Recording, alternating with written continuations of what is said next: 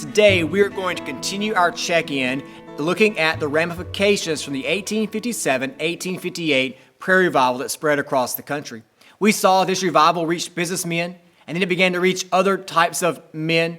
And then organizations that were dedicated to men, like the YMCA, began to work with other organizations to work on college campuses to impact the lives of men and women on those campuses.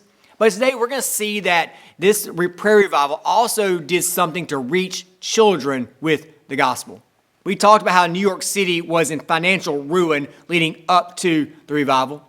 Well, if New York City was in financial ruin, Chicago was in moral ruin.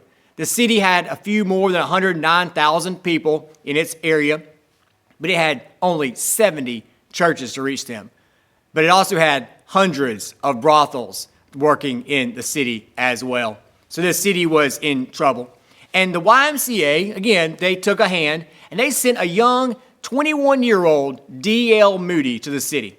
Now, D.L. Moody was simply there to do the work of ministry, to give kind of a Christian work in the city. No specific instructions.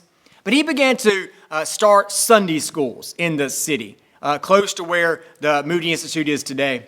And we don't know a lot about how Sunday school started. We don't know when the first Sunday school was. But a man named Robert Raikes is considered the founder, the father of Sunday school. In the late 1700s, he developed a British model of Sunday school using the Bible as its primer as a means of providing a basic education for children unable to attend regular schools. He started his work among poor children in Gloucester, England, but the model began to spread. It spread to the United States. And when it got to the U.S., it still used that basic idea. It was an educational tool that met on Sundays using religious instruments. And there was a gospel aspect to it. But when it got to the United States and an organization was started to help promote Sunday school, it became much more evangelistic. When the American Sunday School Union helped shape the attention of Sunday school to specific religious concerns like conversion of the lost and spiritual strengthening of Christians. When Moody began to open Sunday schools in Chicago, he did it with an eye to conversion, to helping children learn the gospel and place their faith in Jesus. And that happened in the city. And D.L. Moody went on to do great things throughout his life. I mean, he became famous and traveled the world telling people about Jesus. But throughout his entire ministry, he still stayed focused on, he still cared about Sunday school. And later in the century, he actually recruited people to begin standardizing Sunday school lessons that could be sent out to churches and begin standardizing a way of training Sunday school leaders. He cared about Sunday school, and he cared about men and women, boys and girls who were involved in Sunday school.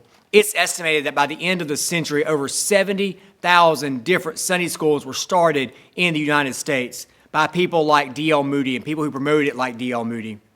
He tells a story later in his life. It shows that he never forgot about children. As he got more famous and more successful, he still cared about children. He tells a story that I'm summarize for you here. He says that a man went out with his child on a Sunday afternoon out to a field to relax and play, and the man falls asleep. Well, he wakes up and he can't find his child. He's searching frantically for his child, and he realizes that his child has fallen off a precipice and passed away. Now, it's just a story, but D.L. Moody says this reminds him of the church. He says, as we're sleeping, our children are being lost. He says, do you know where your child is today? Do you know where your child is? Because if we don't know where our child is spiritually, and if we're sleeping on the job, we are doing them a disservice, and we're causing them to fall into great harm. D.L. Moody went to Chicago, a city that was in ruin, and he began to work with children, care for children, lead them to faith in the gospel, faith in Christ. And that's what we're called to do as a people and as a church. So I want to encourage you, pray for your children, pray for your children's ministry, and pray for your children's ministry leadership, that they will have a vision and a passion to move forward. We're going to continue our look one more day at the ramifications of this revival, so I'll see you tomorrow.